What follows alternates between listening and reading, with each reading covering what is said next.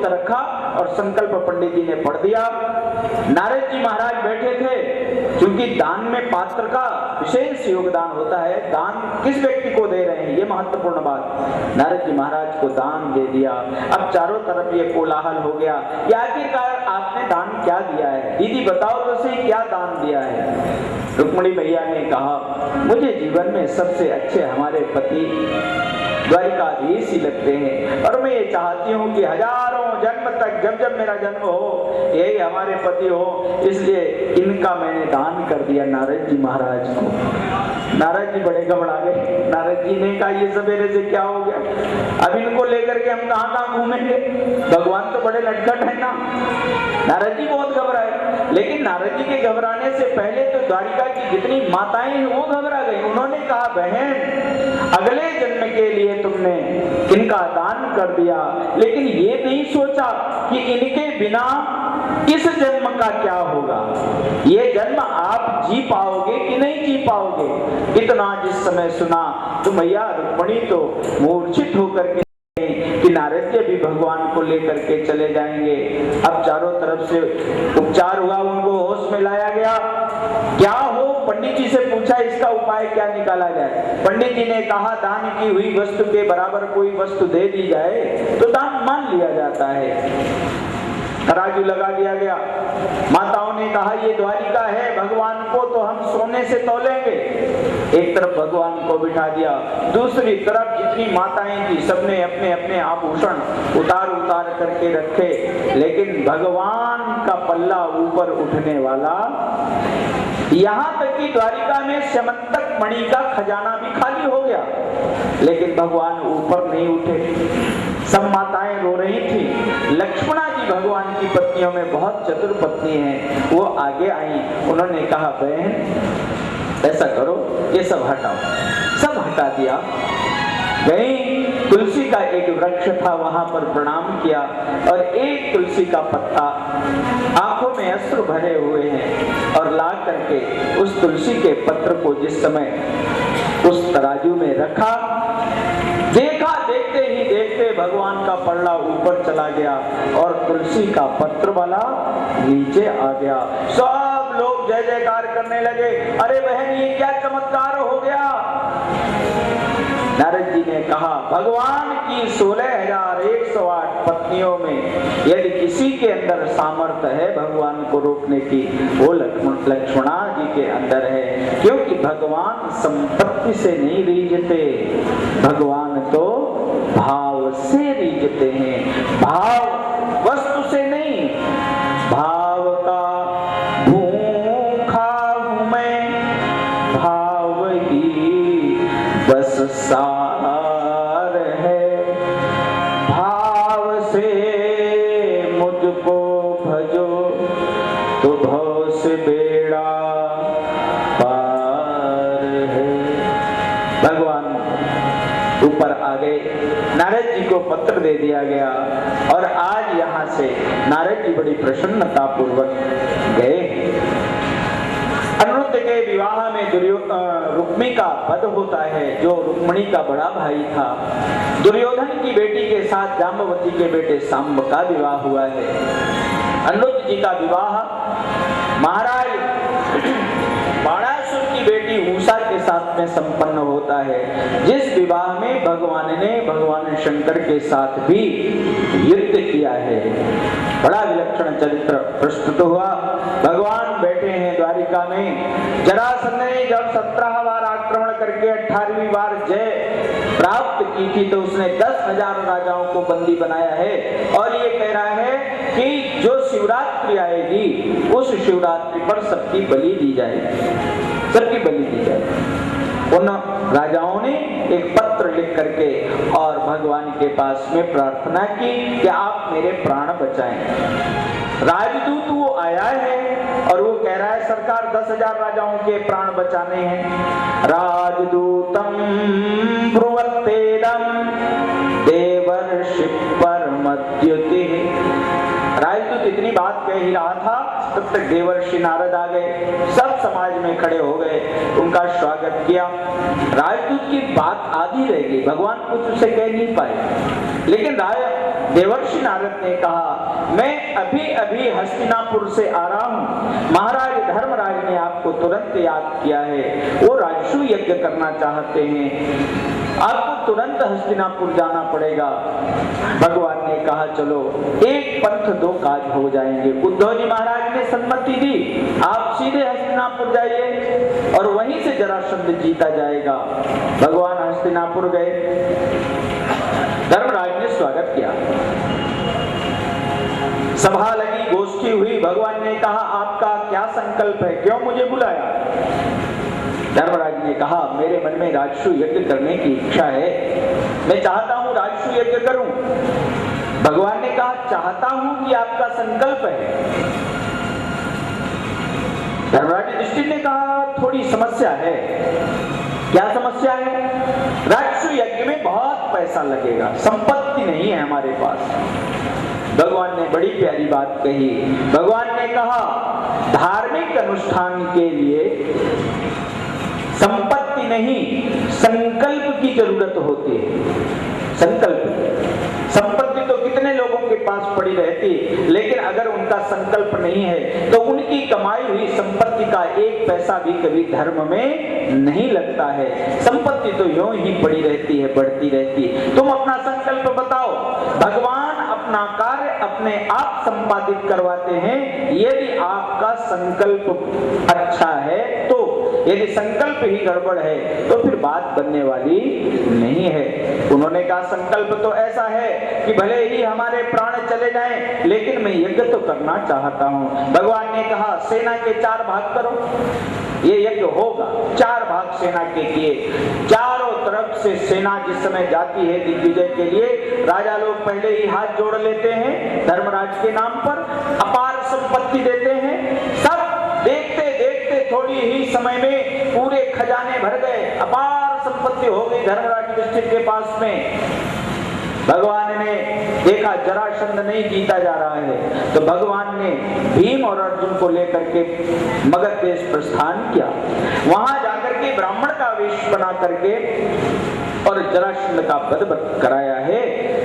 उसके बेटे सहदेव को राजा बना करके जब भगवान आए, अब देखा कि चारों तरफ राजसूय यज्ञ के मेहमान आए हुए हैं, राजसूय यज्ञ की पूरी स्थिति बन चुकी है। जब राजसूय यज्ञ प्रारंभ होने जा रहा था, वहां पर एक प्रश्न आया, प्रथम पूजन किसका हो राजसूय यज्ञ? जरासंध के बेटे सहदेव ने उठ करके कहा, जिस सभा में आनंद गंध ब्रजेंद्र नंदन नंदन भगवान श्री श्याम सुंदर विराजमान हो रहे हो, उस सभा में भी ये प्रश्न किया जाए कि प्रथम पूजन किसका होगा, ये तो बड़ी लज्जा की बात है। भीम ने समर्थन कर दिया, लेकिन इसी सभा में शिशुपाल बैठा हुआ था। शिशुपाल भगवान का विरोधी है, खड़ा हो गया, रोज 100 गालियां देता है। शिशुपाल ने कहा मेरी एक बात सुनो, ये सहदेव तो कल का बच्चा है, लगता है अपने पिता के वध के कारण ये डर गया है। जिस सभा में राजाओं के पूजन की चर्चा चल रही हो, वहां कृष्ण का पूजन कैसे हो सकता है? इसके पूर्वज यदु को श्राप है कि इसके वंश में कोई राजा नहीं होगा। दूसरी बात, ये माना जाए कि ये अत्यंत सुंदर है तो काला कलूटा, इसकी कैसे पूजा हो सकती है? ये माना जाए कि बहुत बड़ा ये बलवान है, जब जरासंध ने इसके ऊपर आक्रमण किया, ये हारने लग गया तो भाग गया, तो ये बलवान किस बात का? ये तो भगोड़ा है। कोई कहे बहुत पैसे वाला है, इसकी नगरी द्वारिका की है, लेकिन आज पैसा हुआ है ना। पहले तो नंद के टुकड़ों पर गौओं को चराने वाला, ओ सभा में हाहाकार हो गया, ये लगा गाली देने। भीम ने उठाई गदा, भगवान ने कहा भीम बैठ जाओ, ये जरासंध नहीं है जो तुम मार लोगे, ये हमारी बुआ का बेटा है, और जब तक 100 गालियां ये देता है ना, तब तक हम भी इसे मार नहीं सकते। भगवान ने इसे वरदान दिया था, ये भगवान की बुआ का बेटा है, जिसके 4 हाथ थे और 1 नेत्र था जब पैदा हुआ था। ज्योतिषियों ने ये बताया था 2 हाथ और नेत्र जब गिरेंगे वही इसको मारेगा। और भगवान एक बार गए तो भगवान की गोद में गिर गए, मैया रोने लग गई। तो भगवान ने बुआ से कहा, बुआ ये मेरा भाई है, 100 गालियां भी रोज देगा तो हम इसे मारने वाले नहीं हैं। शुरू से ही भगवान को ये नित्य 100 गाली दे रहा है, इतना द्वेष मानता था। और जब से कुंडिनपुर से इसकी बारात वापस गई है ना, तब से तो ये बहुत विरोधी हो गया था। आज ये लगा गालियां देने, भगवान लाइन करते जाते हैं। लेकिन जब 100 गालियां हुई, भगवान ने कहा, ऐ शिशुपाल सावधान। शिशुपाल के मित्रों ने कहा, शिशुपाल चिंता मत करो, हम तुम्हारे साथ में हैं। भगवान ने कहा, शिशुपाल बुआ को दिया हुआ वरदान हमारा पूरा हो गया है, अब मैं दोषी नहीं ठहराया जा सकता। शिशुपाल न कर अंधेर बहुत, शिशुपाल न कर अंधेर बहुत, सब सृष्टि ना अंधेरी है, सब सृष्टि ना अंधेरी है। आ पड़ी भंवर में नाव तेरी, आ पड़ी भंवर में नाव तेरी, एकाद घड़ी की देरी है, एकाद घड़ी की देरी है। शिशुपाल न कर अंधेर बहुत, शिशुपाल न कर अंधेर बहुत। ये चुप नहीं हुआ, भगवान ने सुदर्शन को आदेश दिया, इसकी ग्रीवा कट गई। हाहाकार हो गया पूरे यज्ञ में। लेकिन जब युद्ध हुआ ना, तो किसी की गर्दन कटे तो दूसरे के भी थोड़ी बहुत चोट लगना तो संभव है। भगवान की उंगली में चोट लगी, अस्त्र के प्रहार से भगवान की उंगली में चोट लग गई, तो एक एक बिंदु करके रक्त नीचे निकल रहा था। चारों तरफ हाहाकार हुआ, सब लोग दौड़ दौड़ करके वैद्यों को बुला रहे थे। लेकिन भगवान अपनी उंगली को देखते जाते हैं, जैसे एक बिंदु रक्त होता है भगवान उसे दूर छटक देते हैं, फेंक देते हैं। भगवान की 16,000 पत्नियां आ गई, देखा घाव हो गया है। उसी सभा में मैया द्रौपदी विराजमान थी, महारानी की हैसियत से सबसे सुंदर वस्त्र पहने हैं, आज कीमती से कीमती साड़ी पहनी है। लेकिन वो जिस समय दौड़ करके आई और उन्होंने भगवान के उंगली में रक्त को बहते हुए देखा, उस घाव को देख करके मानो समाधि में पहुंच गई। उनसे भगवान का ये कष्ट बर्दाश्त नहीं हुआ, दौड़ी दौड़ी अपनी कीमती साड़ी का पल्लू फाड़ दिया और पल्लू फाड़ करके भगवान की उंगली में बार बार लपेटने लग गई। इसी सभा में पितामह भीष्म, द्रोणाचार्य, कृपाचार्य सब बड़े बड़े लोग विराजमान थे। लेकिन मैया द्रौपदी बार बार उसको लपेटती गई। तब तक लपेटा है जब तक रक्त की बिंदु नीचे नहीं आना बंद हो गई। जब वो रक्त की बिंदु बंद हुई, तब मानो जैसे समाधि से जगी हुई और भगवान एक तक देख रहे थे द्रौपदी को। जैसे ही द्रौपदी ने आंखें ऊपर उठाई तो भगवान के नेत्र से नेत्र मिले। भगवान मुस्कुराए और कहा, अरे द्रौपदी, व्यवस्था तो हो रही थी, ये तुमने क्या किया? ये क्या किया? लेकिन ये जो तुमने किया है,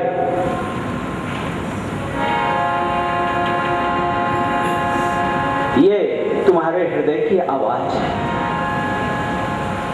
एक मैं आपको वचन दे रहा हूं, द्रौपदी, आज तुमने मुझे अपना कर्जदार बना लिया,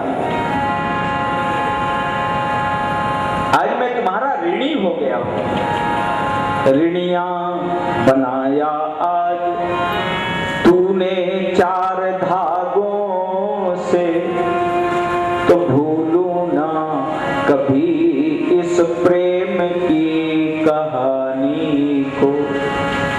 बहती रक्त धारा को निहारा तो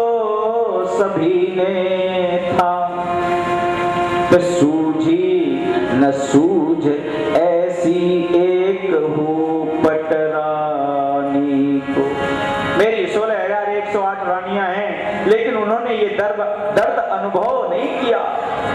देखी पीर भारी तूने फार दई सारी, नेक ना विचार कियो नईयो पुरानी को। तो अवसर परे पर आऊं न काम तेरे, तो पूतना कहाऊं यशोदा सौगंध लेता हूं, जब तुम्हें आवश्यकता पड़ेगी तो ये धागों का कर्ज मैं उतारूंगा।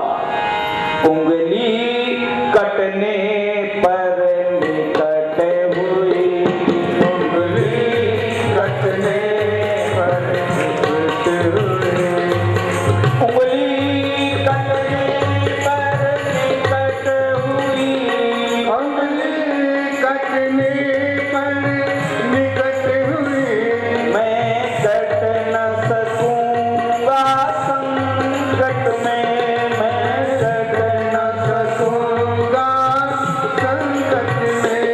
जब निपट कपट में पट होगा, जब निपट कपट में पट होगा। प्रगटूंगा मैं अंतर पट में, प्रगटूंगा अंतर पट में। ये चार सूत के धागे ही, ये चार सूत के धागे ही, धागे धागे दिखलाएंगे, धागे धागे दिखलाएंगे। जो खल धागों पर आएंगे, खल धागों पर आएंगे।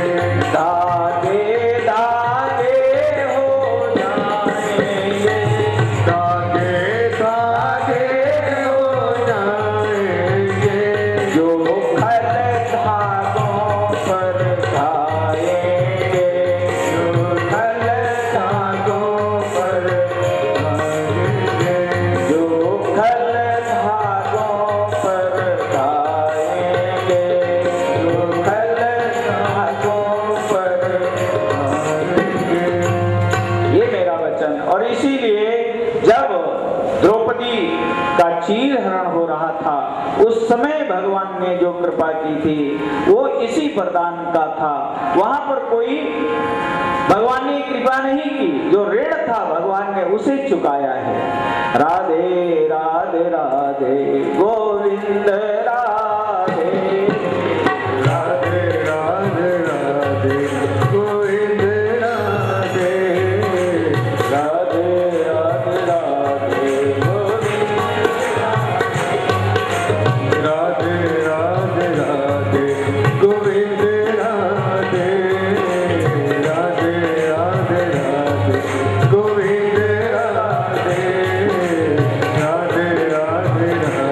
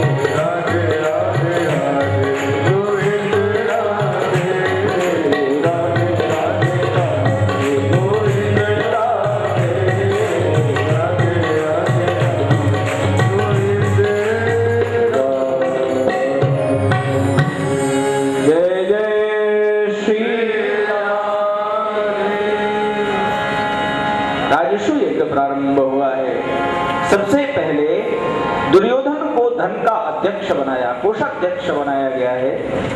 भीम को भोजनालय का अध्यक्ष बनाया गया है, क्योंकि भीम भोजन करने में सबसे अच्छे थे, इसलिए उनको भोजनालय दिया गया। कर्ण को दान करने के लिए बिठाया गया। जिसने दान किया नहीं होगा वो दान करते हुए देख भी नहीं सकता, उसको पसीना छूट जाएगा। इसलिए ऐसे व्यक्तियों की सलाह नहीं लेना चाहिए। ये कथा में यहाँ पर दुर्योधन के लिए मना किया गया कि आपका शत्रु है, ये कोष को बर्बाद कर देगा और कर्ण इतना दान देगा। धर्मराज ने कहा आप क्या बात कर रहे हो,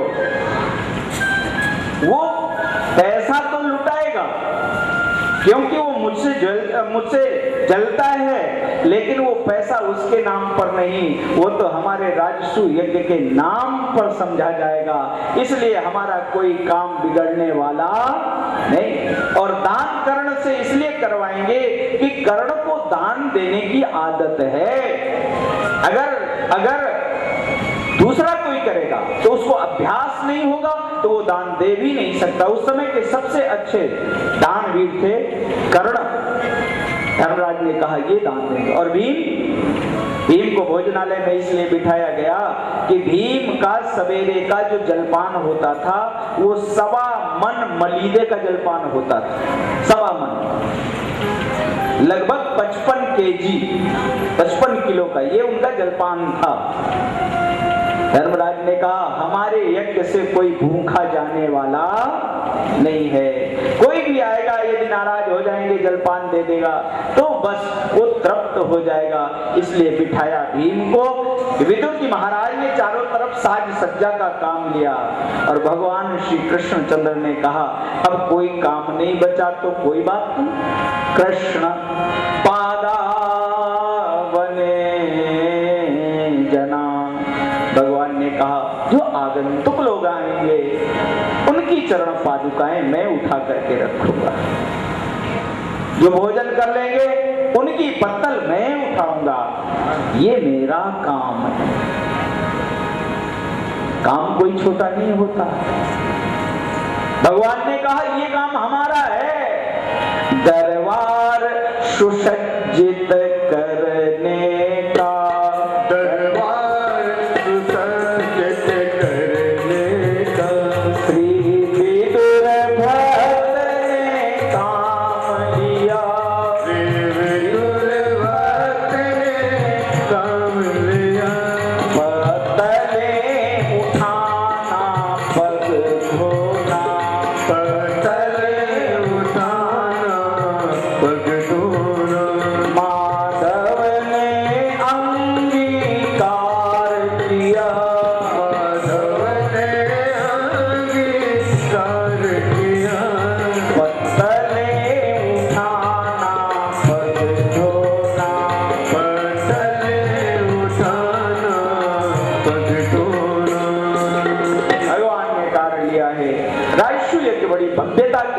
पूर्ण हुआ है।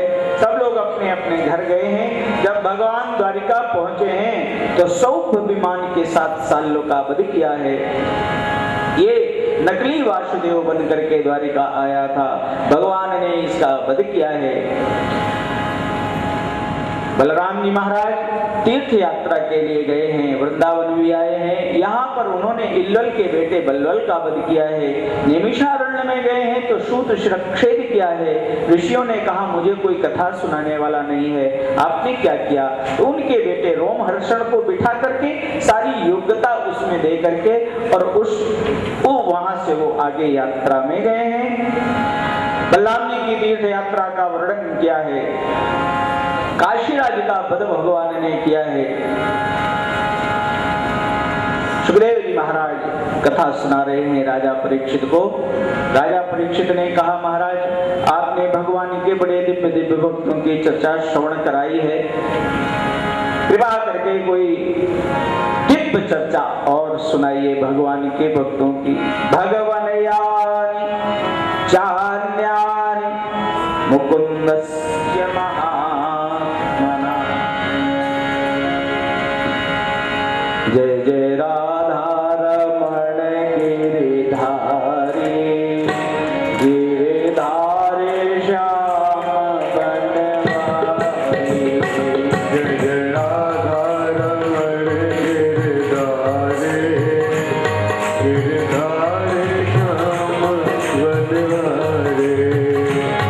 गिरधारी श्याम बनवारी, गिरधारी श्याम बनवारी, गिरधारी श्याम बनवारी, गिरधारी श्याम बनवारी। जय जय राधा रमण गिरधारी, गिरधारी श्याम बनवारी। जय जय राधा रमण गिरधारी, गिरधारी श्याम बनवारी।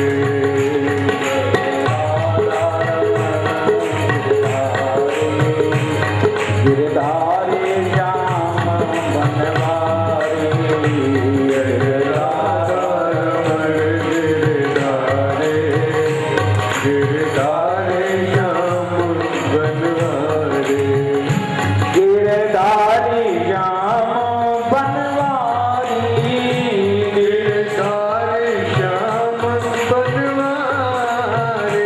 गिरधारी श्याम बनवारी, गिरधारी श्याम बनवारी, गिरधारी श्याम बनवारी, गिरधारी श्याम बनवारी, गिरधारी श्याम बनवारी। ओ राधा रमण गिरधारी श्याम बनवारी, जय राधा रमण गिरधारी, गिरधारी श्याम बनवारी, जय राधा रमण गिरधारी, गिरधारी श्याम बनवारी। ओ जय राधा रमण गिरधारी, गिरधारी श्याम बनवारी। भगवान के किसी ऐसे भक्त की कथा सुनाओ जिसके ऊपर भगवान ने कृपा की हो। सुखदेव जी महाराज कहते हैं, हाँ भगवान के एक मित्र थे, मैं उनकी आपको चर्चा सुना रहा हूं। श्रीमद् भागवत महापुराण में सुदामा जी का नाम नहीं आया है। अन्य पुराणों में यह जो कथा है, श्रीमद् भागवत के 10वां स्कंद में 2 अध्याय की जो ये कथा है, ये कथा अन्य पुराणों में सुदामा जी महाराज की जो कथा मिलती है उस कथा से बिल्कुल मिलती है। लेकिन यहाँ सुखदेव जी महाराज ने सुदामा जी महाराज का नाम नहीं लिखा। बाद में जब ग्रंथ को ठीक तरीके से गणना की गई तो अनुक्रमणिका में सुदामा जी का नाम लिखा गया है सुदाम्नोपाख्यान के नाम से। लेकिन कथा के मध्य में सुखदेव जी महाराज ने जब कथा प्रारंभ की तो उन्होंने कहा, भगवान के एक मित्र थे, कृष्णस्यासीत् सखा कश्चित् ब्राह्मणो ब्रह्मवित्तमः। हमारे यहाँ सुदामा चरित्र सुनने की एक पद्धति है।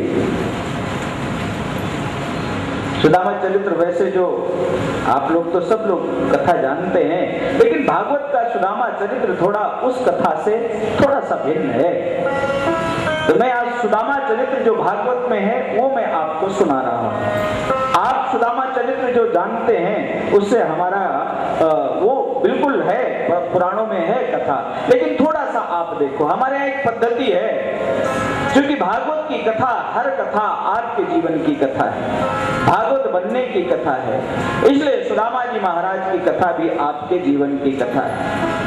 हमारे यहाँ पुरुष वर्ग को चाहिए कि वो सुदामा से अपने जीवन का मिलान करें, और माताओं को चाहिए कि अपने जीवन को सुशीला के जीवन से मिलान करें। ये एक शतगृहस्थ की कथा है, क्योंकि हमारी सबकी इच्छा, हमारी सबकी वांछा, हमारी सबकी एक ही व्याकुलता है, एक ही हमारा लक्ष्य है कि भगवान हमें कैसे मिले, भगवान कैसे मिले। यदि भगवान के मिलने का रास्ता खोजना है, उसके लिए सुदामा जी की कथा हमारे यहाँ बिल्कुल अमृत के समान है, क्योंकि सुखदेव जी महाराज ने बड़े ही आनंद के साथ इस कथा का वर्णन किया। तो आप देखिए, आप सब लोग बैठे हो, यदि आप चाहते हो कि परमात्मा से आपका मिलान हो जाए, हम परमात्मा की गोद में बैठें, तो देखिए सुदामा जी के लिए पहले श्लोक में परमहंसों के आचार्य ने क्या कहा है, भगवान क्या है, सुदामा जी क्या है, बोले कृष्णस्यासीत् सखा। सुदामा जी की पहली विशेषता क्या है, वो भगवान के मित्र हैं। अब आप अपने जीवन को टटोलो, आप राम सखा हैं या काम सखा? यदि आप राम सखा हैं तो आप उसी कोटि में आ गए, लेकिन संसार में बड़ा मुश्किल है। अगर कोई 90 वर्ष के 95 वर्ष से दादा से भी पूछा जाए कि दादाजी अब तो सब देख लिया जिंदगी में, अब क्यों जीना चाहते हो, तो दादा एक ही बात कहेंगे, पोते की बारात हो जाए फिर चले जाए तो कोई दिक्कत। दादा क्यों जीवित रहना चाहते हैं? काम काज के लिए। राम हनुमान जी जब लंका जा रहे थे तो लंकिनी मिली ना, तो हनुमान जी से कहा हम खा लें, क्योंकि कोई भूखा है भोजन दे दो तो पूर्ण हो जाएगा, तो तुम्हें पूर्ण हो जाएगा, तुम ज्ञानी हो। हनुमान जी ने कहा बिल्कुल पूर्ण होता है, लेकिन इस समय तुम मुझे खा नहीं सकती हो। लंकिनी ने कहा क्यों, तुम्हारा अपना कोई काम? हनुमान जी ने कहा हमारा अपना कोई काम नहीं है, मेरा अपना काम होता मैं तुम्हारे पेट में चला जाता, तुम्हारी बुभुक्षा शांत हो जाती, इससे मुझे पुण्य मिलता, लेकिन इस समय तुम मुझे खा नहीं सकती हो। सुरसा ने पूछा कारण बताओ आखिरकार, क्यों नहीं तुम हमारा भोजन बनना चाहते हो, ये तो मुझे बताओ। तो हनुमान जी ने बड़ा प्यारा जवाब दिया, तुम यहीं बैठो, तुम भूखी हो, थोड़ी देर के लिए मुझे छुट्टी दे दो, मैं आता हूं और तुम्हारी भूख मिटाऊंगा। श्री हनुमंत लाल जी उस समय क्यों जीवित रहना चाहते हैं? श्री हनुमंत लाल जी ने एक ही बात कही है, राम काज करी फिर मैं आवूं, राम काज करी मैं आवूं, राम सीता कही सुधि प्रभु। हाँ, और एक बात, भगवान कृष्ण के बड़े बड़े विरोधी थे। वसुदेव और देवकी को यह भी लगता था कि शायद कोई आक्रमण न कर दे। उस समय हर विद्या में संपन्न जो सांदीपनी आश्रम था, कोई भी व्यक्ति उसके ऊपर आक्रमण नहीं कर सकता था, और देश के जो संभ्रांत परिवारों के बच्चे थे, जो राजसीय घरानों के बच्चे थे, केवल उनको ही वहां पर भेजा जाता था, पूर्ण परीक्षण होता था, इसके बाद महाराज संदीपन उनको शिक्षा देते थे। आप देखिए, जिस गुरुकुल में भगवान श्री कृष्णचंद्र पढ़ने के लिए गए हैं, उसी गुरुकुल में सुदामा जी महाराज पढ़ने गए थे। ऐसा नहीं कि दया में पढ़ रहे हो, कृपा में नहीं पढ़ रहे थे। उस विद्यालय में भेजने के लिए उनके पिताजी का स्तर मथुरा के साम्राज्य से उस समय कम नहीं था, वो सौराष्ट्र के रहने वाले थे। सौराष्ट्र में वो निवास बहुत संपन्न थे। जब पढ़ने के लिए आए तो आप सब जानते हो उस समय उनकी मित्रता हुई थी, लेकिन विद्यालय में एक गड़बड़ हो गई। जब उनकी माँ ने कुछ दिया तो उसको सुदामा जी महाराज ने बाल्यावस्था में, जैसे बच्चों का चलता है, उस कारण से वो खा लिया। तो एक हमारे यहाँ सिद्धांत है शास्त्र में, गुरु सन कपट, मित्र सन चोरी, या तो निर्धन या फिर कोढ़ी। सुदामा जी महाराज कोढ़ी तो नहीं हुए, लेकिन जब अपने घर में पहुंचे तो अपने मित्र से कपट करने के कारण इनके पिताजी के जाने के बाद बंधुओं इनकी संपत्ति अपने आप समाप्त होती चली गई, और वृद्धावस्था आते आते ये स्थिति हो गई कि इनको दान पर निर्धारित दान पर, श्रीमद् भागवत का सुदामा भिखारी नहीं है बंधुओं, दुनिया का कहीं का सुदामा भिखारी हो, लेकिन श्रीमद् भागवत में सुखदेव जी ने एक शब्द भी सुदामा के लिए भिखारी प्रयोग नहीं किया है। मेरी बात आप बहुत ध्यान से सुनना, मैं ग्रंथ की बात आपको बड़ी विनम्रता पूर्वक कहता हूं, ध्यान रखना, भिखारी कभी भजन नहीं कर सकता है और भजनानंदी कभी भिखारी नहीं हो सकता है। दोनों बातें। जिस आदमी को भीख मांगने की आदत पड़ गई। आप सब टीवी देखते हो, न्यूज चैनलों पर पेपर पढ़ते हो। मैं अभी कुछ दिनों की पहले की घटना है, इंग्लैंड के एक सड़क पर मैंने पेपर में पढ़ी थी घटना। एक भिखारी पड़ी हुई थी, उसको लेकर के ले गए, वो डेड हो गई थी। उसका जब पोस्टमार्टम हुआ तो उस पोस्टमार्टम रिपोर्ट में आया था कि भूख के कारण उसकी मृत्यु हुई है। लेकिन आश्चर्य की बात थी कि 387 पाउंड उसकी टोकरी में पड़े हुए थे, जो वो थैली लिए थी 387 पाउंड। तो पता लगाया गया कि जब इतना पैसा था तो इसने कुछ खरीद के खाया क्यों नहीं। पता चला कि वो भिखारिन थी, वो भीख तो मांगती थी लेकिन वो भिखारी की आदत अलग। जो 24 घंटे भीख मांगता है वो कभी भजन नहीं कर सकता। सुदामा जी के लिए जिन लोगों ने भिखारी शब्द कहा है, ठीक नहीं कहा। और मैं आपको एक बात बता दूं, मैं ज्यादा तो नहीं कर, मैंने देखा जिन्होंने इनको भिखारी कहा है अनजाने में, उनके साथ उनकी भी बड़ी दुर्गति हुई। मैंने देखा है, मैं उस गांव के पास कथा करके आया हूं जिन्होंने अपनी कविताओं में सुदामा जी को गरीब कहा, और सुदामा जी ही नहीं पूरे ब्राह्मण समाज को कह दिया कि ब्राह्मण के धन केवल भिक्षा, भीख मांगना लिखा हुआ है। मैं तो ये कहता हूं कि ब्राह्मण अगर भीख मांगने लग गया तो उस ब्राह्मण को आत्महत्या कर लेनी चाहिए। हमारे यहाँ लिखा हुआ है, ब्राह्मणस्य देहोयम क्षुद्र कामाय नेष्यते। ब्राह्मण का शरीर इन छोटी छोटी बातों के लिए नहीं है। आप लोग रामायण में पढ़ते होंगे, और वहां गोस्वामी तुलसीदास जी ने कहा ब्राह्मण भीख मांगने के कारण कभी बड़ा नहीं होता, दान लेने के कारण नहीं बड़ा होता है।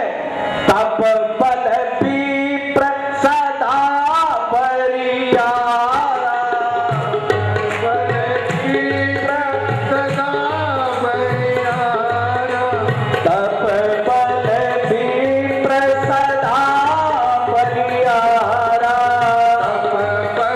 विप्र सदा परियारा, तप बल शेष रही मई धारा, तप बल शेष रही मई धारा, तप बल शेष रही मई धारा, तप बल शेष रही मई धारा।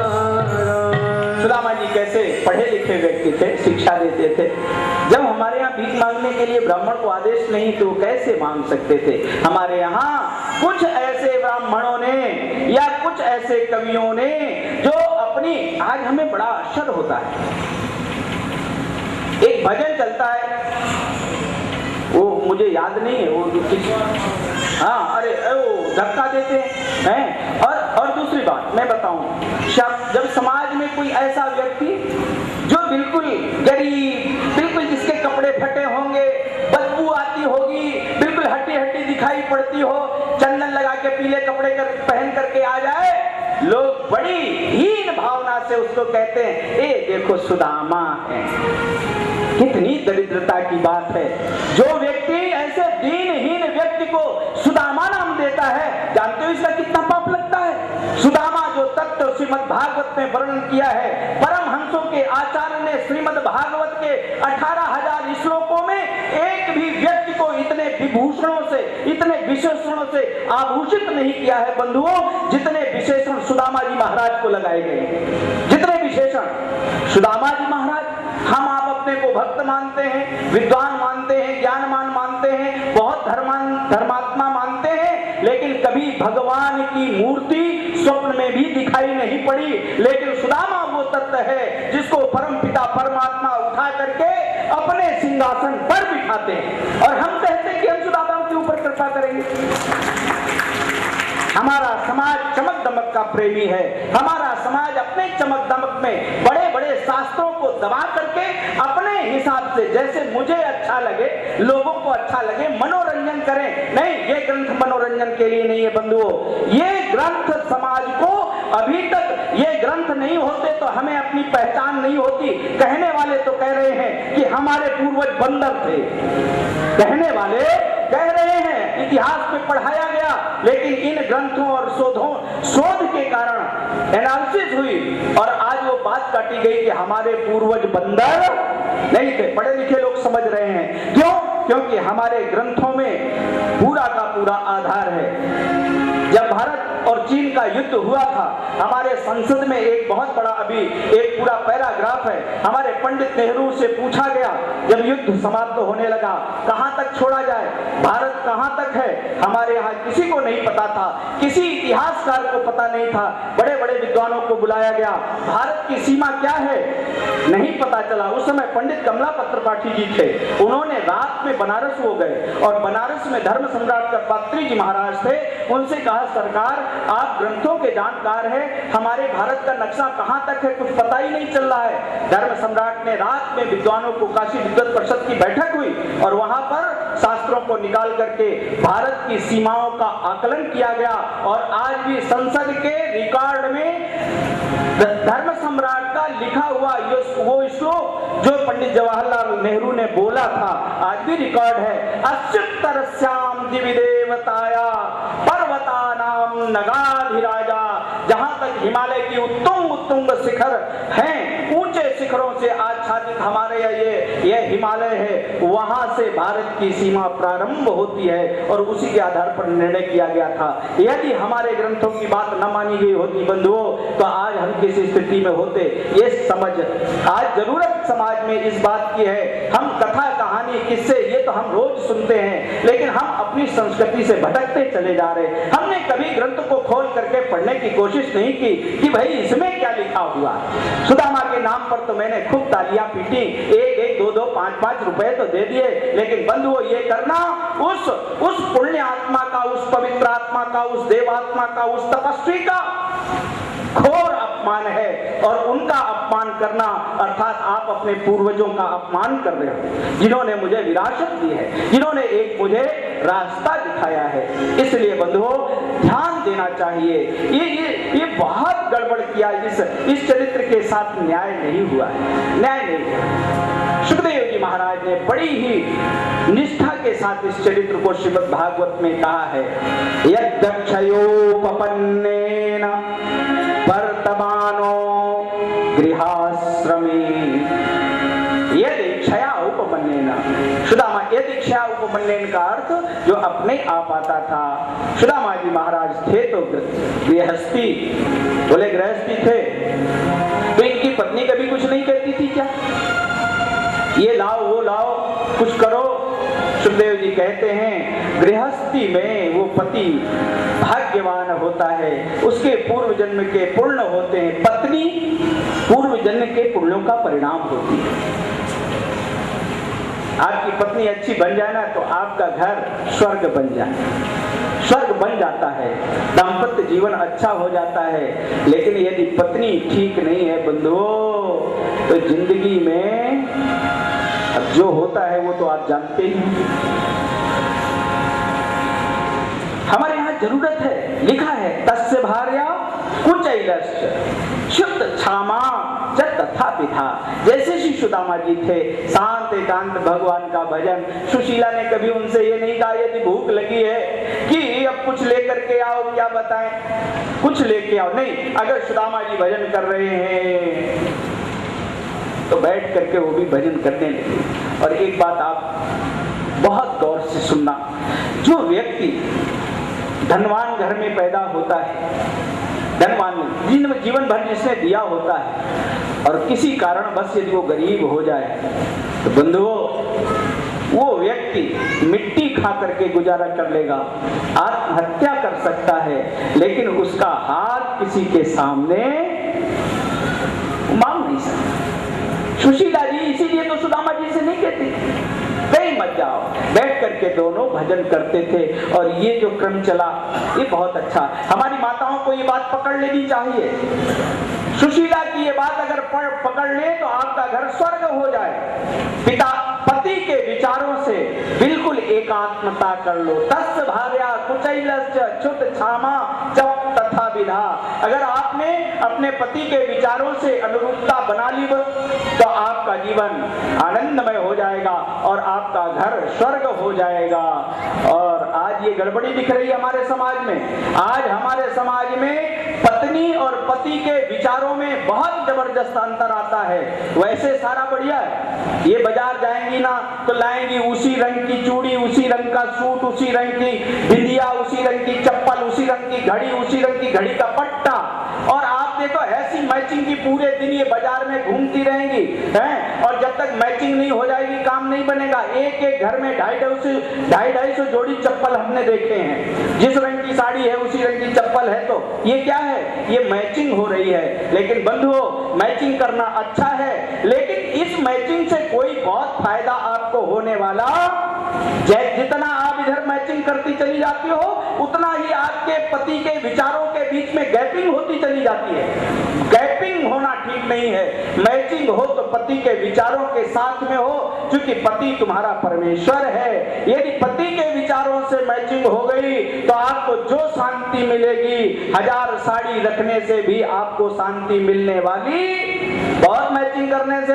अब पति तो बेचारा कैसे कमा के लाता है, खर्चा होता, घर में झगड़े होने लगते, और फिर आप देख रहे हो आज के 15 वर्ष पहले हमारे समाज में तलाक जैसा शब्द नहीं था, लेकिन आज न्यायालयों में 2 महीने, 1.5 महीने, 15 दिन, 20 दिन शादी के होते, और इतनी गैपिंग विचारों में होती कि बस सीधे न्यायालय में लग जाते। ये हमारे समाज को समझना पड़ेगा। सुदामा चरित्र इसमें बहुत उपयोगी है। सुशीला जैसा जीवन हमारा हो जाए, सुदामा जैसा जीवन हमारा हो जाए, तो हमारे जीवन की जो समस्या है वो अपने आप समाप्त हो जाए। क्योंकि सुशीला के लिए कहा गया, तस्य भार्या कुचैलश्च क्षुतक्षामा च तथा पिता। कई दिन तक एक बार भोजन नहीं मिला। छोटा सा एक बालक था सुदामा जी महाराज का, बड़ा भूखा है, कई दिन हो गए। बार बार माँ से कहता है, माँ मुझे आधी रोटी दिला देती किसी से तो बड़ा अच्छा हो जाता। जब बहुत भूखा हो गया छोटा बच्चा, सुशीला ने अपनी गोद में लेटाया, अपनी साड़ी फाड़ फाड़ करके उसके पेट पर पट्टियां बांधी। क्यों? पेट अंदर चला जाए, इसकी भूख शांत हो जाए। जब उस बच्चे के पेट पर पट्टियां बांधी माँ ने, बच्चा खड़ा होकर के एक बात पूछता है, माँ अच्छा ऐसा बताओ, क्या हमारे कोई ऐसे रिश्तेदार नहीं है जिनके यहाँ मुझे आधी रोटी मिल सके? आधी भी रोटी, ज्यादा हमें नहीं चाहिए, पूरी रोटी नहीं चाहिए।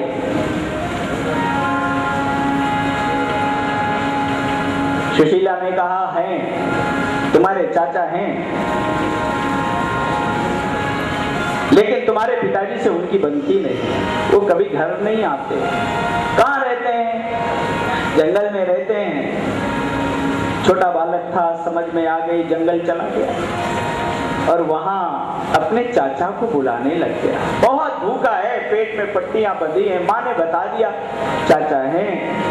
जंगल में गया और आवाज लगा रहा है, चाचा चाचा मैं भूखा हूँ, चाचा चाचा मैं भूखा हूँ, चाचा चाचा मैं भूखा हूँ, चाचा चाचा मैं भूखा हूँ। माता ने पता बताया है, माता ने पता बताया है, आधी रोटी के लिए यहाँ, आधी रोटी के लिए यहाँ, ये लाल तरसता आया है, ये लाल तरसता आया है, चाचा